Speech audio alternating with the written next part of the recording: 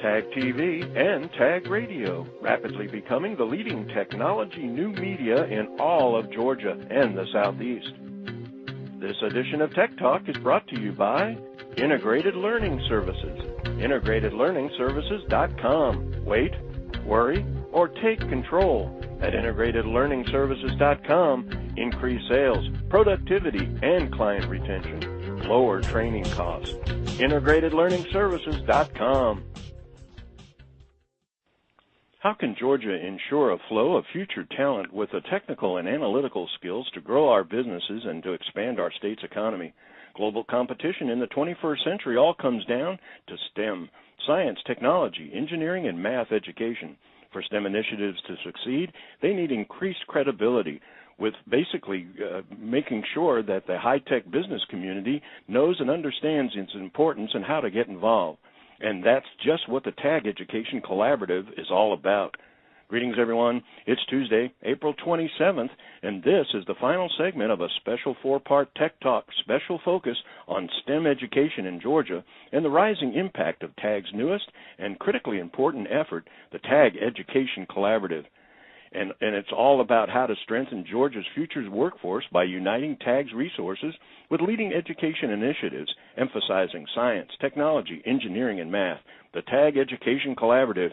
And I'm your guest host, Frank Baia. And to wrap up our month-long look at both the challenges and the solutions to the future knowledge-based workforce of tomorrow, we go inside the Tag Education Collaborative today with its founding executive director and the featured host of our series, John Hurlbut.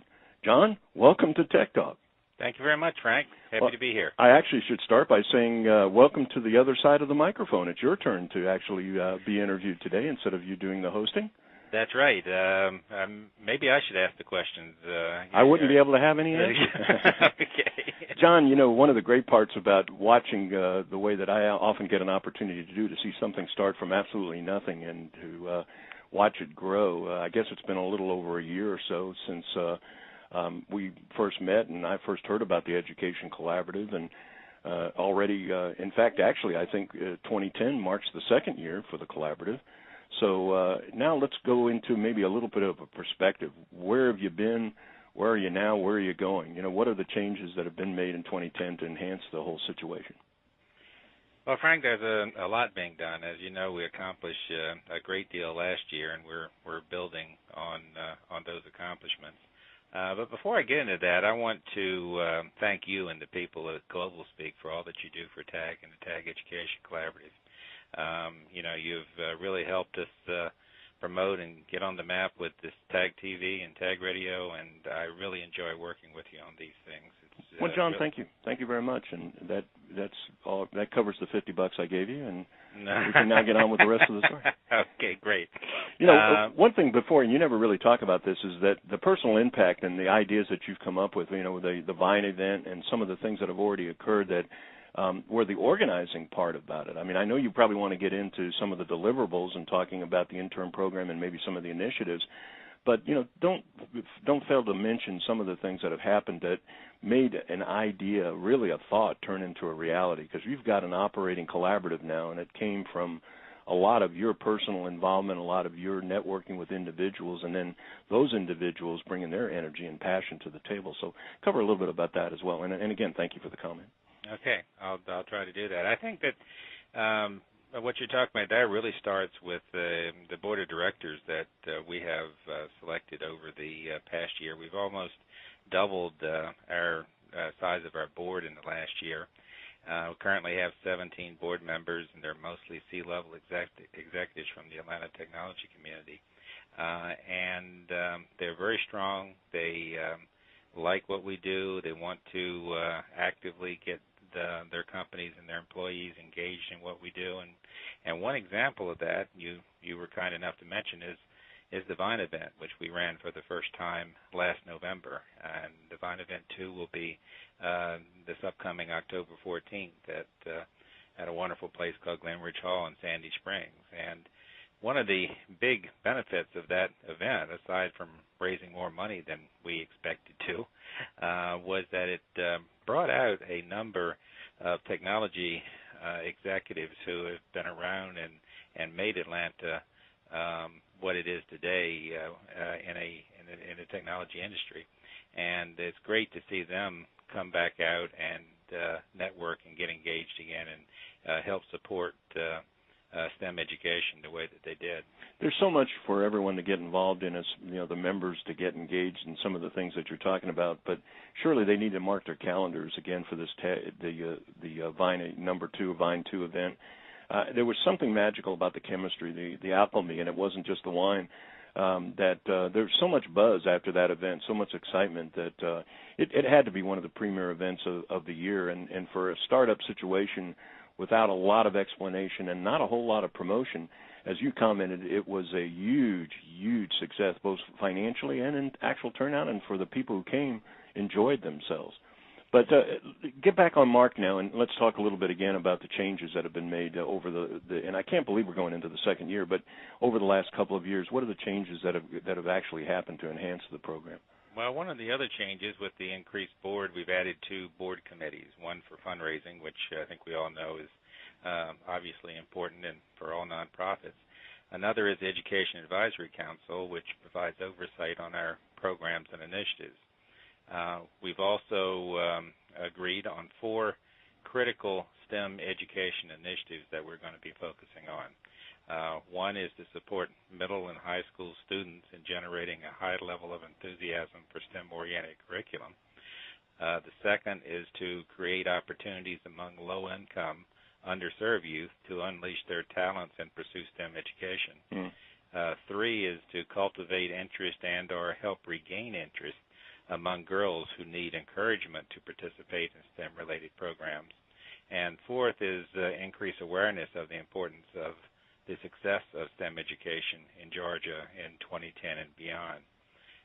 It's amazing that women still earn disproportionately fewer bachelor's degrees in STEM-related fields than men, and roughly half the U.S. students who begin pursuing engineering degrees don't even complete them. So it's still a big issue out there, and glass half empty, glass half full. I guess you could see it as a dangerous problem and a very difficult challenge. The other side is what a great opportunity to make an impact. I think, and correct me if I'm wrong, but isn't it something like, is it 80% of the engineers are retiring or something like that over the next decade? That may be an exaggerated number, but it's a huge number that are going to have to be replaced. And where the opportunity lies is that if Georgia can fill those spots, ideally we've got a knowledge-based resource here that's going to have to attract economic development and economic expansion, jobs. Exactly, and in essence it's all about jobs. We just are working on the early part of that pipeline because education is, without an educated population, there's not going to be those jobs in the future, and we already have that issue in parts of rural Georgia now, which we're trying to work on. So you're absolutely right, Frank. It's really a huge issue, and it's amazing people my age who helped. Not that I was one of them, who helped create the technology boom that has been here over the last 50 years, are now retiring, and there's just going to be a lot of jobs open, and we need to, and technology gets more and more complicated every day. So we need good, innovative minds and people who can think out of the box and not afraid to. And that's the message for our listeners, for the members of TAG, and the importance of the Education Collaborative. It is about education. It is about science, technology, engineering, and math, but it's about you. It's about entrepreneurs. It's about people who have been living the dream, have gone through the educational process, started companies, worked with startup situations, evolved and built the industry that we have here today. And what are we going to have in a year from now, 10 years from now, if we don't take care of these early-stage situations, as you're commenting? Talk a little bit about some of the programs. You commented a little bit, but update us on the programs that you're providing now, some of the things that our members could maybe get involved in. Are there some things they could volunteer to participate in? Absolutely. We have 5 programs that are, some of which have been in existence for the full 2 years that we've been operating, or in both years that we've been operating. One is Web Challenge, which is a high school program where students work in teams of 2 to 4 to develop a website based on a different theme every year, and we actually pay out college scholarships for that, for the winners of that. And last year we paid out over $21,000 in college scholarships, and this year we're actually moving that up to $30,000. And we've also increased the participation considerably this year. Last year there were 38 teams who participated, and this year it's 67 teams, which is almost 200 students who have been part of the program. The other cool thing that we did with this program this year, because we always look for something to make it better every year, was one is the theme that we chose, and that was Live and E-Learn, which we wanted students to develop a learning tool using technology to teach science and math in the K-12 environment. So we want to hear from the students themselves exactly how they feel that they would be more comfortable being taught. The other aspect that we did this year is we increased our volunteerism by about 550%. We had 12 volunteers the previous year. We had about 75 this year. That's great. And the way we were able to do that is partner with the TAG community and work with one of their societies, the Workplace Learning Society, who understood how important workplace learning and learning at the high school level relate. And so it was very good seeing all of those volunteers help us out with that program. And on May 11th, we're going to be having our award ceremony, and can hardly wait to see who the judges pick as winners of this program, because there's a lot of good competition. If I'm a member, I'm listening to our program today, I'm interested, and I understand what the opportunity, the challenge, the problems, all the things that we've been talking about over the last few minutes here, and what we've talked about over the last 3 weeks in the 4-part series that we've gone over. How do I get involved? Well, Can I get involved? Yeah, absolutely. You're already involved, Frank. In several ways, actually. One is by telephone. You could call me at 404-920-2038. Can email me at john@tagonline.org. Can visit our website at www.tagforstem.org. That's TAGFORSTEM.org. And by the way, that website is one of our 2010 changes as well. And it's an excellent informational website at the moment, but soon it's going to have some additional bells and whistles to allow folks who want to help us out, donate, volunteer, and provide us with feedback on how to improve in a more effective way. Now, let's go into our final minutes here. Obviously, the rebranding of the TAG Foundation, changed to the TAG Education Collaborative. For the people that are members and active supporters of TAG, maybe go into a little bit about how TAG Ed was founded by TAG and the association benefit as far as how has TAG Ed impacted the primary organization? Has it really benefited TAG as a community? It really has. It's added value both to from TAG to the TAG Ed and straight to the education community and all through all of those entities. Basically, TAG, with its resources, has helped TAG Education Collaborative with funding, with a lot of member resources like what I described earlier with the Workplace Learning Society helping us with one of our signature programs. Mm-hmm.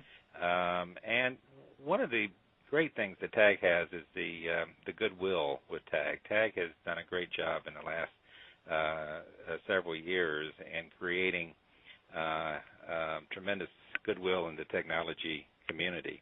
And when we approach school districts, one recently was the Gwinnett School District, which is the largest in the state of Georgia, having TAG behind us was a tremendous help in letting them know that we had a credible vehicle in helping them deliver their mission in a very, very positive way. I think one of the things about the technology community is that it is made up at its heart. We often say that innovation is in our DNA, but I also think entrepreneurship and a sense of community is part of what makes us unique as well. And I think that there's a lot of people, a lot of leaders out there that have and will want to continue to support what you're doing, John. You're doing some great things. You're already making an impact over such a short period of time.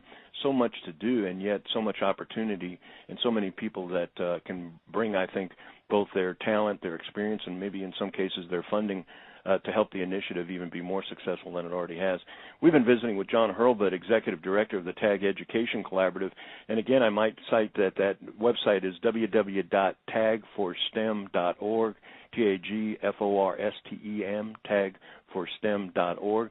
And John, not only thank you for joining us on this special series, you are the series that we've enjoyed over the last few weeks, but thank you, hats off for a great job that you're doing and the leadership that you're providing in a very, very crucially important area. Frank, thank you so much. I've really enjoyed it.